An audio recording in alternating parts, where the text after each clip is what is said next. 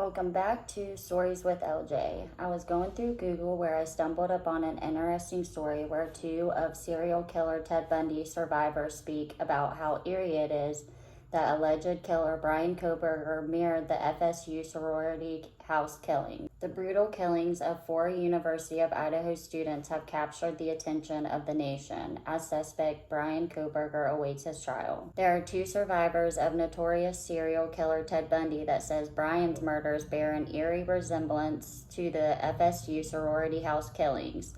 There have been a lot of mass murderers, but Kohberger seemed to almost pick a murder that mirrored one of Bundy's murders. Is that a coincidence? A lot of people have tried to link similarities to serial killers, one being Dennis Rader, also known as BTK.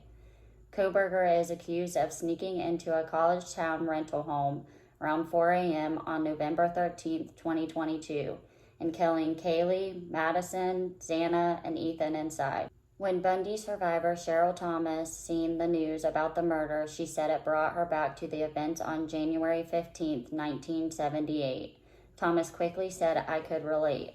If you do not know who Ted Bundy is, I made a short video, a couple videos down, where you can find out a little bit about what a psychopath he was. While we are going a little bit off subject, don't forget to give this video a like, a subscribe to my little channel.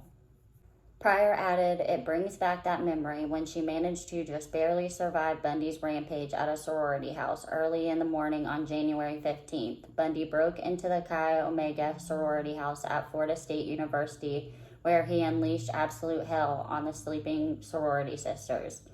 He attacked 4 girls at the house, leaving Margaret Bowman and Lisa Levy dead. Pryor was one of the sorority house survivors. When police rushed to the Chi Omega house, Bundy fled the scene and ended up breaking into a nearby duplex where he attacked Thomas in her own bed. Neighbors heard when I was being attacked. They heard moaning, so they called and they could hear through the wall my phone ringing. I didn't answer. Then they called again and they heard running. So at that point, Ted Bundy was running out and getting out through the kitchen window. And they called 911 because it was just too weird of a sound going on next door. How did absolutely no one call 911 for the Idaho victims is a head scratcher, that's for sure. What makes these cases alike, Bundy broke into a sorority house and duplex, attacking his victims and escaping without a trace for weeks, while also switching out license plates to become less noticeable. There are so many similar things, but we would be here for hours if I went on. In the aftermath of the brutal crimes, both college towns were shaken, and students at the 2 universities applied a new level of caution to their daily routines.